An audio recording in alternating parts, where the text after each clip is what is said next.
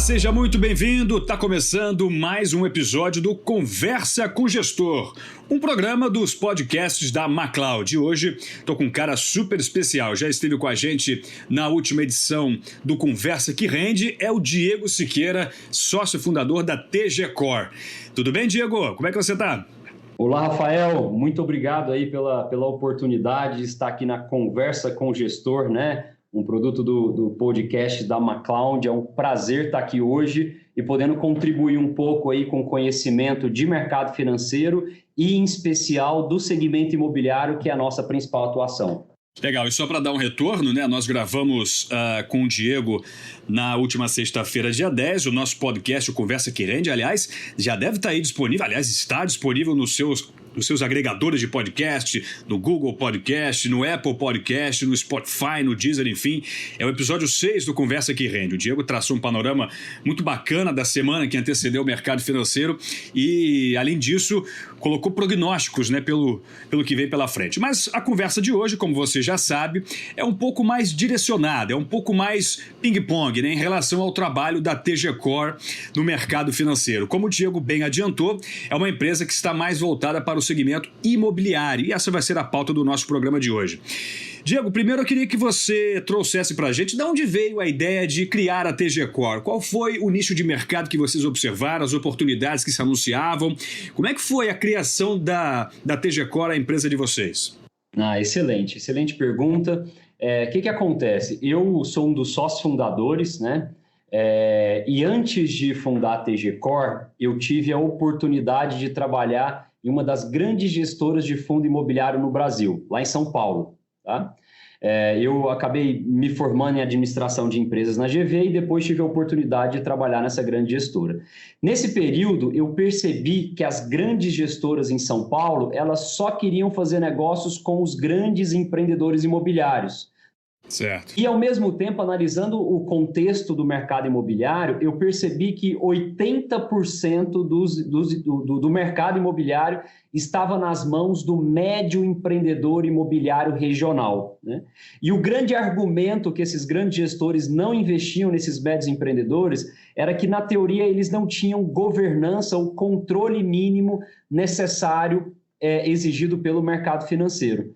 E aí que eu tive uma visão de oportunidade e falei, eu vou montar uma gestora que vai focar exatamente nesse médio empreendedor imobiliário, sem tapar os olhos para a falta de governança. Nós tivemos que montar uma estrutura muito robusta.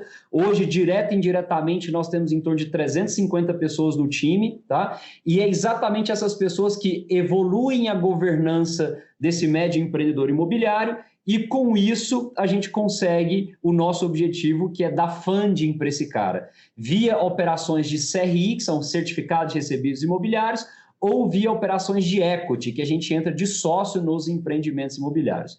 Então, foi dessa oportunidade, dessa observação de mercado que eu tive trabalhando em uma outra casa, que eu decidi sair dessa casa em 2009, em que nós começamos a moldar o nosso sonho, né, da TG Core. Em 2013, a gente conseguiu a tão sonhada licença de gestão e estamos aqui até hoje. Então, a TG Core é uma casa teoricamente consagrada no segmento imobiliário, né? O nosso foco, como eu mencionei, é não trabalhar nos grandes centros urbanos, São Paulo, Rio, com os grandes incorporadores, e sim olhar o Brasil como um todo em oportunidades e cidades médias, tá? Em especial com o médio empreendedor imobiliário. Ô Diego, deixa eu fazer um paralelo e você me corrija se eu estiver errado. Mal comparando, é como se vocês trabalhassem um produto de CDB, só que ao invés de vocês trabalharem com grandes bancos, grandes instituições, aquelas já consolidadas, vocês buscam instituições médias, para onde vocês vão direcionar e alocar os recursos, podendo ou não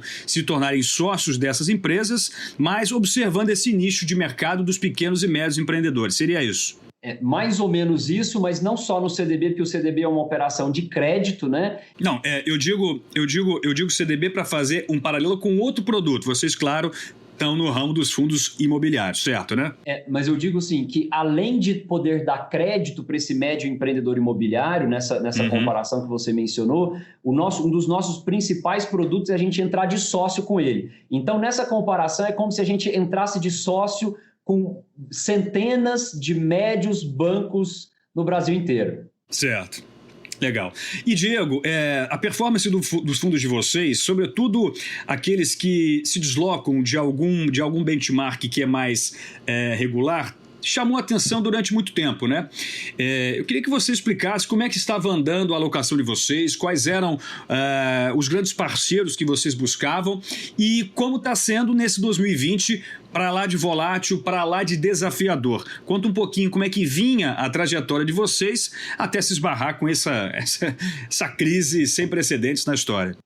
Excelente. Bom, hoje na gestora a gente tem um portfólio de 4 fundos de investimentos, né? São os principais fundos da casa que a gente disponibiliza para investidores, né? Entre eles, todos a estratégia voltada para o segmento imobiliário. O que muda de um para o outro é o percentual dentro do fundo que está alocado no segmento imobiliário, que a gente quis mudar um pouco para atender os diversos tipos de perfis de investidores existentes no mercado. Então, a gente tem um fundo chamado TG Liquidez, que é um fundo D1, né, que é como se fosse uma renda fixa, que ele, pela lógica de liquidez de curto prazo, ou seja, o resgate dele a curto prazo, a gente aloca no máximo 20% do patrimônio dele em estratégias imobiliárias. Tá? Então, ele tem o objetivo de superar 110% a 120% do CDI. Né? A gente tem um outro fundo que é D30, que é um FDIC Sênior, chama TG Real, que ele busca a rentabilidade de CDI mais 3. Tá? Então, ele vem aí meio que cravado, como o FDIC ele tem uma regra de cota sênior e cota subordinada. A cota sênior ela é muito estável e ela vai render sempre CDI mais 3 se o fundo não tiver nenhum problema. Como a gente nunca teve nenhum problema e esperamos não ter, ela vai render sempre CDI mais 3. Tá? Que isso está dando aí na faixa de 170% do CDI. Tá? É um fundo D30. Resgate em 30 dias. A gente tem um terceiro fundo chamado TG Safira, que já é um multimercado, que aí ele aceita um pouco mais de volatilidade, né? O resgate dele é D60, então resgata em 60 dias, e a meta dele de rentabilidade é superar os 170% do CDI. Tá? E nós temos o quarto fundo, que é digamos aí, o grande astro do nosso negócio, que é um fundo imobiliário listado na Bolsa de São Paulo, chamado TGAR11, TGAR11, né? É um fundo que já foi criado desde dezembro de 2016, ele foi listado na Bolsa em 2017, 2018 ele conquistou a posição de parte do IFIX, que é o Índice de Fundos Imobiliários da B3, né? E é um dos produtos aí que o mercado normalmente nos avalia muito bem, né? Porque além de ser o reflexo dessa tese que eu apresentei para vocês, de ser muito diversificado em regiões de médio portes, em especial em regiões que tenham atrelados a economia atrelada ao segmento agropecuário, né? Que é um setor aí bem resiliente a crises, né?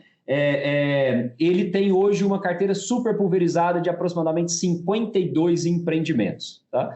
Então, esses são os quatro produtos, né? Dos 4, 3, de uma certa forma, o Liquidez e o Safira um pouco menos, e o TGR11, por ser listado em bolsa um pouco mais, nesse mês agora de março, acabou sofrendo um pouco, né? Obviamente, o de curto prazo, o Liquidez sofreu bem pouco, ele sofreu 1,66%, né? A gente está mantendo a estratégia e acredita que isso é bem possível que volte, tá?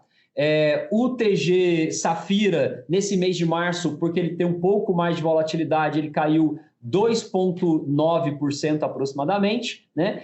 E o TGR11, que é o fundo imobiliário, recuou nesse mês de março aproximadamente 19%, tá? Que é realmente um número expressivo, né? Mas não foi um recuo individual do TGR11.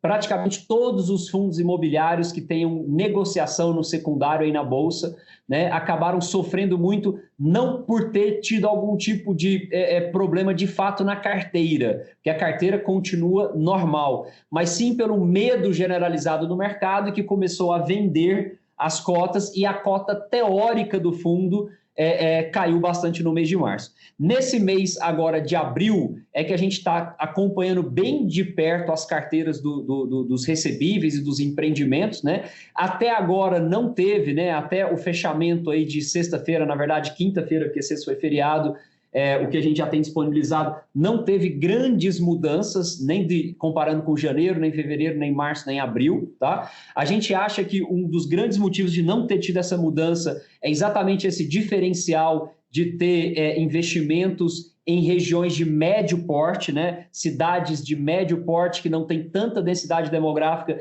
e talvez o contágio do coronavírus tenha sido muito menor, além de também estar alocado em empreendimentos em regiões, como eu mencionei, voltadas para o agronegócio, né? Para quem não vem acompanhado, o agronegócio teve recorde de safra em 2020 e além de ter, como todos são negociados em dólar, ter conseguido um preço de venda muito maior. Então, o produtor agrícola, além de ter produzido mais em 2020, ele está vendendo por um preço melhor. Então, de uma certa forma, as regiões que são muito voltadas para o agronegócio estão sofrendo bem menos do que outras regiões que são ancoradas em outros setores da economia. Eu acho que esse é o cenário global aí dos 4 fundos, né? Digamos que não dá para falar que alguém vai sair ileso, que não vai ter nenhum tipo de arranhão, mas sem dúvida nenhuma, devido a essa estratégia nossa desde o início lá da nossa estrutura, de estar em regiões de médio porte, de focar no médio empreendedor imobiliário, esse médio empreendedor que tem um conhecimento muito profundo nas regiões que eles atuam, por estar inseridos naquela sociedade, por ter os relacionamentos, prospecção de negócio, etc. Né? Então, a gente tem essa grande vantagem e, com isso, a gente tem a convicção de que os nossos fundos devem sofrer muito menos e, quando o cenário retomar, né, a recuperação aí de qualquer volatilidade também vai ser muito mais rápida. O interessante, Diego, é que... Para quem está ouvindo a gente ter uma ideia, o IFIX, né, que é o índice dos fundos imobiliários, ele variou 20%, né, no ano. O Tegar variou pouco mais que isso, né, chegou a 23%, enfim, justamente porque está alocado em outros tipos de ativos que fogem um pouco desse índice médio, né? Mas assim, a perda foi até razoavelmente menor, o que gera uma perspectiva até de um potencial crescimento. Isso, claro, né, com as condições de mercado voltando a ficarem favorecidas, também um pouco na frente. Diferentemente de outros fundos, né, que vocês não investem, por exemplo, fundos de shopping center vão sofrer um pouco também com a queda do varejo, né? A gente tem vários empreendimentos que estão alocados em lajes corporativas, né, em salas corporativas que vão sofrer muito por causa de uma queda da economia como um todo. E vocês estão alocados em um setor da economia que é pujante. A gente vai ter safra recorde em 2020, independentemente de coronavírus, né? Então, vocês consideram que estão posicionados até de uma maneira um pouco mais competitiva dentro desse novo cenário? Não, com certeza, né? E aí eu acho que vale lembrar, para complementar o seu argumento, a diferença de cota patrimonial para cota de mercado, né? A cota patrimonial é o valor justo dos ativos calculados de acordo com regras da CVM pelo administrador fiduciário, né? E ela fica meio estática até que esse ativo seja reavaliado ou com perda ou com ganho, né? A outra cota, que é aquela que muda todo dia, é a cota de mercado, que a gente chama de cota teórica, que se tiver muita gente vendendo, independente do preço do ativo, ela vai cair. Se tiver muita gente comprando, independente do preço do ativo, ela vai subir, né? O ponto é que antes dessa questão do coronavírus, a maioria dos fundos imobiliários estavam sendo negociados essa cota teórica de mercado acima da cota justa, acima da patrimonial. Ou seja, o mercado estava aceitando pagar um ágio por estar comprando essa cota. O ponto é que, com esse medo generalizado, as cotas de mercado caíram muito para níveis bem abaixo da cota patrimonial, né? O que, obviamente, não deixa de ser uma aquisição abaixo do preço justo, né? Ou seja, com um deságio, né? Diferente do outro exemplo, que seria com ágio, né? Então, em cima disso, em cima de toda a tese de diversificação de regiões, de estar bem pulverizado, com estratégias voltadas principalmente para desenvolvimento urbano, que são loteamentos em regiões voltadas para o agronegócio, eu, sem dúvida nenhuma, acredito que a gente tem todos os predicados para ser um dos grandes fundos, aí, um dos queridinhos do mercado aí nos próximos meses. Diego, eu queria falar um pouquinho do fundo multimercado de vocês, né? Você indicou que ele tem um benchmark aí de ser CDI 3%, pelo menos, né? Quais são os diferenciais desse fundo que fazem com que vocês tenham nele esse benchmark? O que é que ele traz a mais de um fundo multimercado regular? E por que vocês chegaram nesse valor de 3% ao ano mais CDI? Na verdade, o que rende CDI mais 3 é o FDIC Sênior, tá? Que é o TG Real.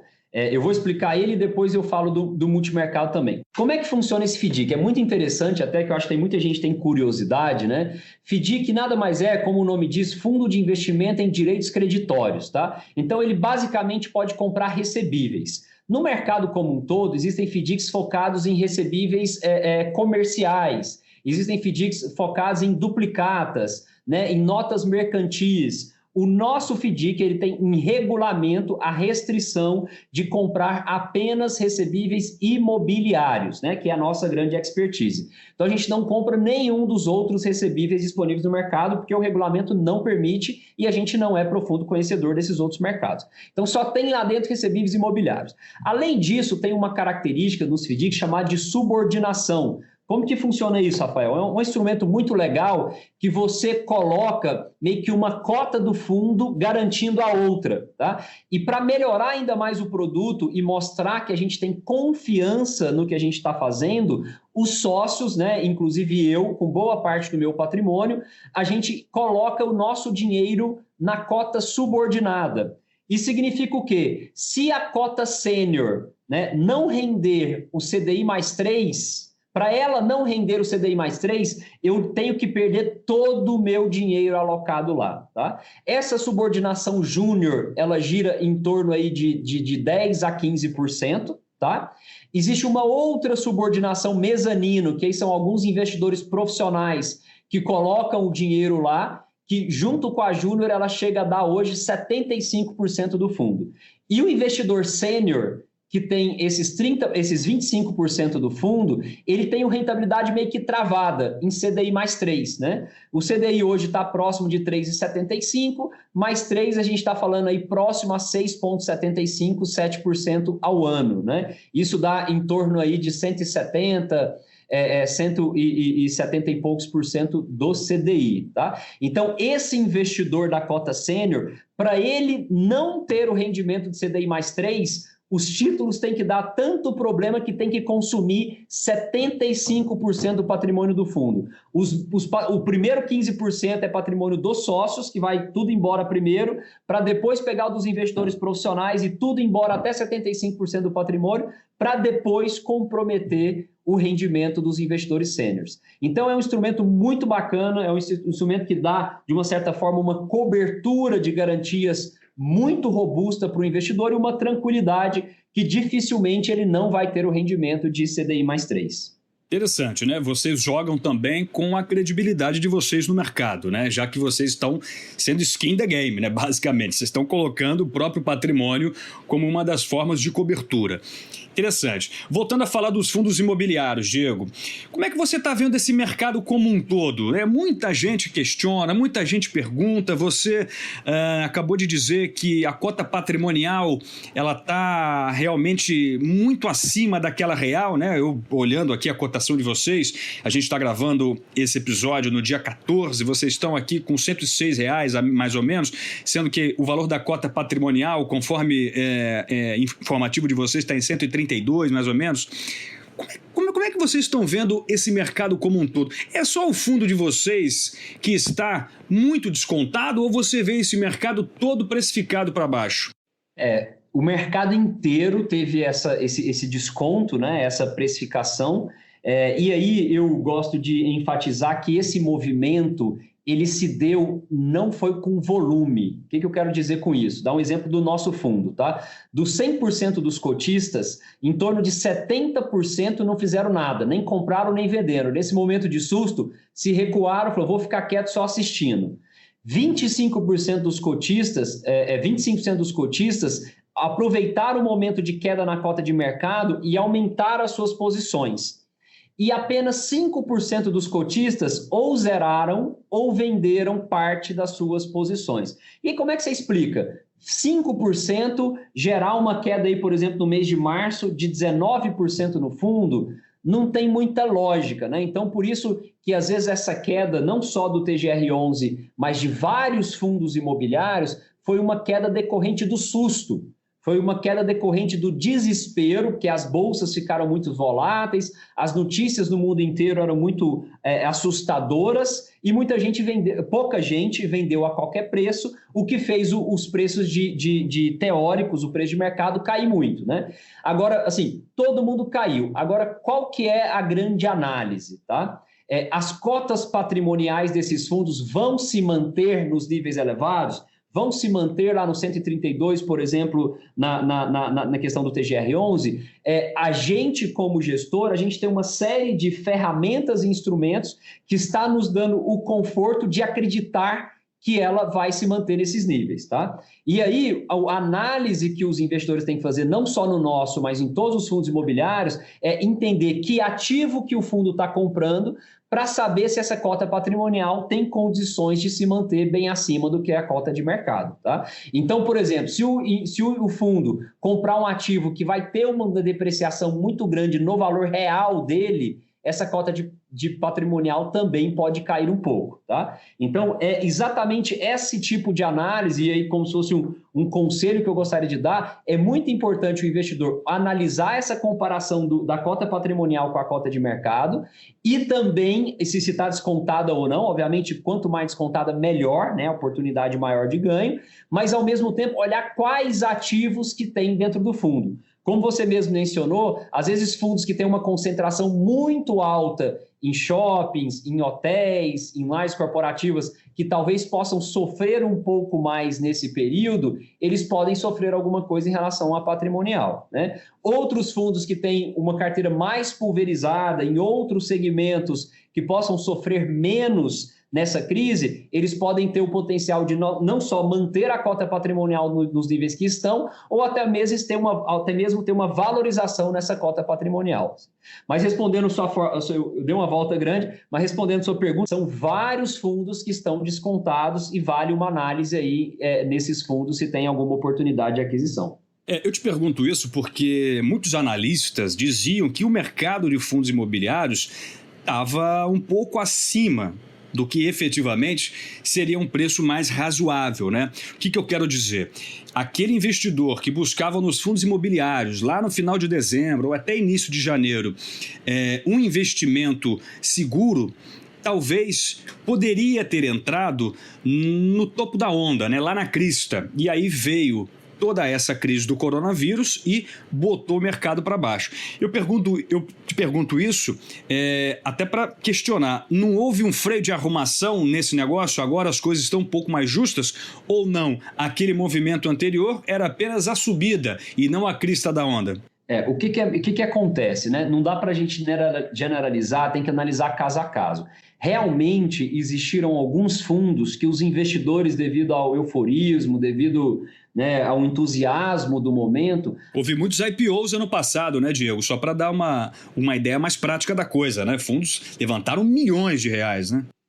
Bilhões, exatamente. Bilhões, exato. E aí, só que acontece? Os investidores nesse euforismo começaram a aceitar pagar preço teórico, preço de mercado, acima da patrimonial.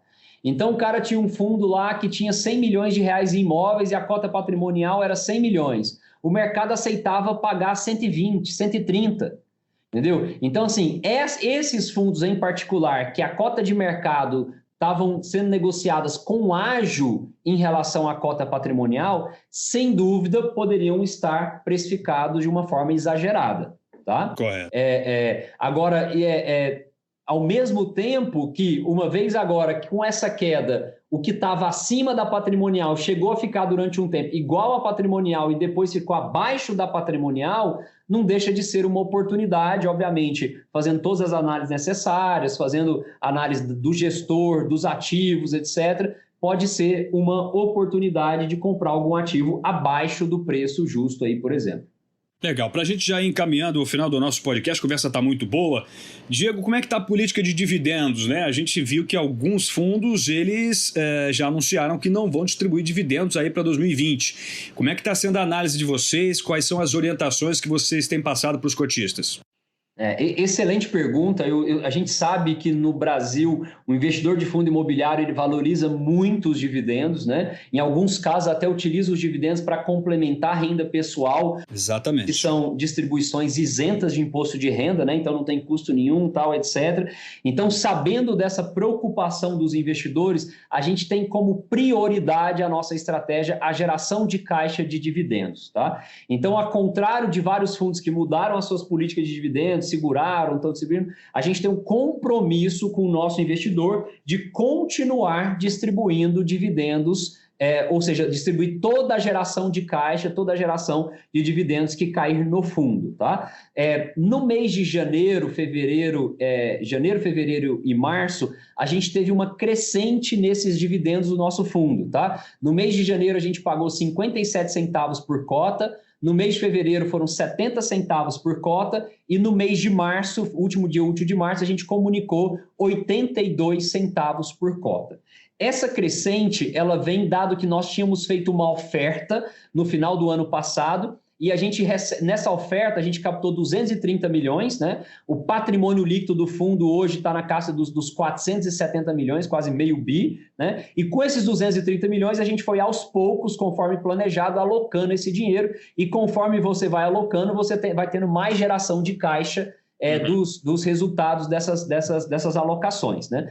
Então, a gente chegou num nível aí no final de março com 80% do fundo alocado, né? O que nos deixa aí em torno de 22% ainda em caixa, que corresponde a quase 100 milhões de reais, que é um caixa bem confortável, né?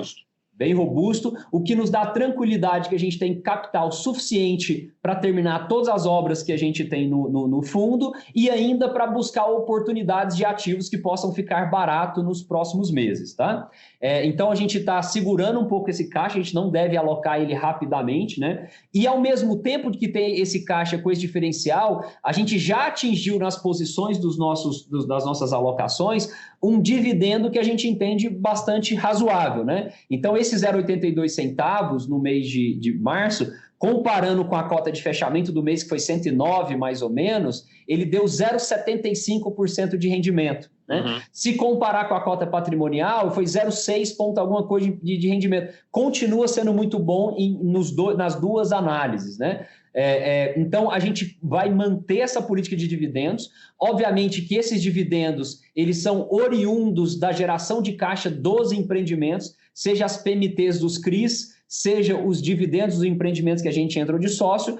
E se esses empreendimentos começarem a ter uma diminuição na geração de caixa, provavelmente o dividendo vai diminuir um pouquinho. Mas a nossa perspectiva, a gente está utilizando todas as nossas ferramentas possíveis para evitar que isso aconteça e a gente tem um certo conforto, uma expectativa, né, que a gente vai conseguir ter êxito nessa nossa atuação, ancorado em todos os diferenciais que eu mencionei agora há pouco. Cidade média, voltados ao agronegócio. Exato. E isso não é a realidade de fundos que estão, por exemplo, posicionados em shopping centers, né, que já estão tendo uma taxa de default considerável. Default quer dizer o calote mesmo, né? Alguns lojistas estão tendo problemas, alguns já estão renegociando os aluguéis, enfim. Então, a perspectiva para esse setor é bem diferente da perspectiva de vocês. Mais ou menos isso, correto? Exatamente. Então, a gente acha que a gente tem como diferencial essa estratégia e a gente vai continuar prezando pelo que o investidor entende como uma das partes mais importantes do fundo imobiliário, que é o dividend yield, que é a distribuição de dividendos mensais. Correto. Diego, para a gente finalizar, o que vocês estão pensando dessa crise para os próximos meses? Todas as estimativas das autoridades sanitárias, elas traçam um panorama com uma restrição social forte, mediana e leve. E, com isso, há parâmetros também associados às questões econômicas, com uma recessão mais leve, mediana ou mais severa.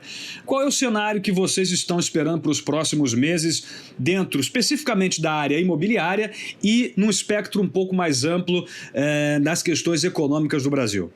Um ponto muito importante que você mencionou, e até um fenômeno que a gente está começando a perceber agora no mês de abril, né, como o juros está muito baixo, né, em 3,75, aquela massa de investidores que antes tinha começado a colocar alguma coisa em ativos voláteis, como bolsa, entre outros, hoje eles, mesmo tendo um rendimento muito baixo na Selic, eles dificilmente vão continuar crescendo as suas posições em ativos voláteis, né? E como acontece em países evoluídos de mercado financeiro, muita gente, quando vai correr para a segurança, vai lá e compra ouro, né? Por ser um ativo de lastro, um ativo seguro e que normalmente na crise se valoriza porque todo mundo vai lá comprar ouro, né? E é desregulamentado de políticas econômicas dos países, não está submetido a legislações específicas, enfim, é um ativo concreto e que tem um lastro de, enfim, antes de Cristo quase, né? Exatamente. E aí, só como na economia como a nossa, nem todo mundo tem acesso a ouro, não sabe como comprar, etc. Muita gente está buscando esse refúgio, né, esse lastro nos imóveis, né? Então, o que está acontecendo muito, e a gente viu aqui no começo de abril, muita gente, inclusive, antecipando o seu pagamento de saldo devedor na compra do seu imóvel, porque não deixa de ser um lastro real que ele tem lá como garantia, que ele enxerga, que ele vê, que ele pega. Então, assim, dá um exemplo simples, ele tem lá um dinheiro aplicado na poupança ou na renda fixa, rendendo 3% ao ano, a inflação comendo boa parte disso, e ele tem um saldo devedor do mesmo montante, pagando uns juros de IPCA mais 6 no financiamento da casa dele. O que ele faz? Ele vai pegar esse dinheiro da poupança e vai lá e quitar esse financiamento e vai ficar com o seu imóvel quitado, né? Então, nessa análise de busca pela segurança, busca pelo lastro, que acontece com o ouro, né, como a gente mesmo falou, está acontecendo também, a gente acha que vai acontecer muito com o mercado imobiliário. Então, isso vai ajudar que o mercado imobiliário não tenha grandes depreciações dos seus ativos, porque no fim do dia vai ter muita gente ainda interessado em comprar ou até pagar ou quitar o seu saldo devedor dentro do segmento imobiliário, né? Então, essa é uma visão que a gente, de novo, só vai ter certeza dela no decorrer da evolução das coisas, da crise, etc. Mas eu estou falando isso que foi um movimento muito interessante que a gente já percebeu nesses primeiros 14 dias aí do mês de abril. Tá? Então, o mercado imobiliário, se isso acontecer, ele tende a sofrer um pouco menos do que os outros setores, né? Na economia como um todo, eu prefiro ser um pouco mais cauteloso, né? Para não ter nenhum tipo de expectativa frustrada, né?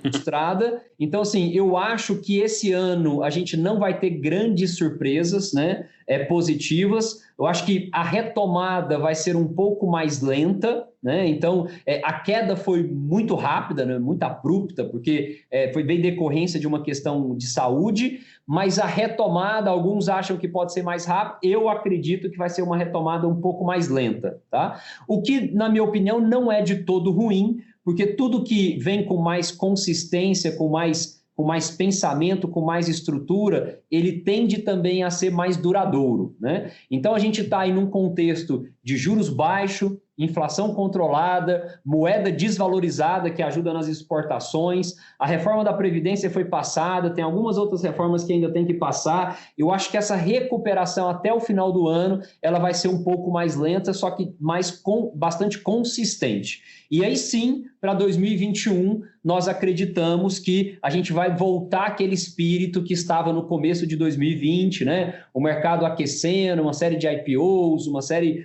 de novos fundos imobiliários, né? As pessoas, o consumo aumentando. Então, ao contrário do mundo que era um avião pousando, né? E o coronavírus veio só antecipar o movimento, o Brasil era um avião decolando, né? Estava todo mundo muito animado, né? Obviamente o coronavírus atrapalhou um pouco essa decolagem, mas eu não acho que ele interrompeu a decolagem, né? A gente teve a queda dura, vamos ter uma retomada gradual e lenta, mas para o ano que vem, sim, acreditamos numa retomada completa aí da nossa economia.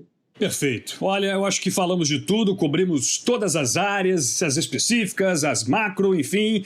Diego Siqueira, sócio fundador do TG Core, participando com a gente da Conversa com o Gestor. Diego, muito obrigado, valeu mesmo pelo seu tempo e até a próxima, hein? Rafael, é um grande prazer estar aqui. Eu sei quanto é importante para a gente, como gestor, estar próximo dos nossos investidores e dos nossos parceiros, né? Então, sempre que precisar, estaremos 100% à disposição, tentando contribuir aí com o nosso conhecimento, com as informações de mercado, para as pessoas que são as mais importantes para a gente, que são os nossos investidores e potenciais investidores. Mais uma vez, aí, obrigado pelo podcast da McCloud e Conversa com o Gestor. Muito obrigado e foi um prazer estar aqui. Prazer é nosso. Obrigado, Diego. Bom, e, claro, mais uma vez, convocando vocês a baixarem e assinarem todos os podcasts da McCloud, mudando de assunto, o Conversa com o Gestor e também o Conversa que Rende, que sai aos sábados. O Conversa com o Gestor sai todas as quintas a partir de 10 da manhã e o Mudando de Assunto às terças-feiras.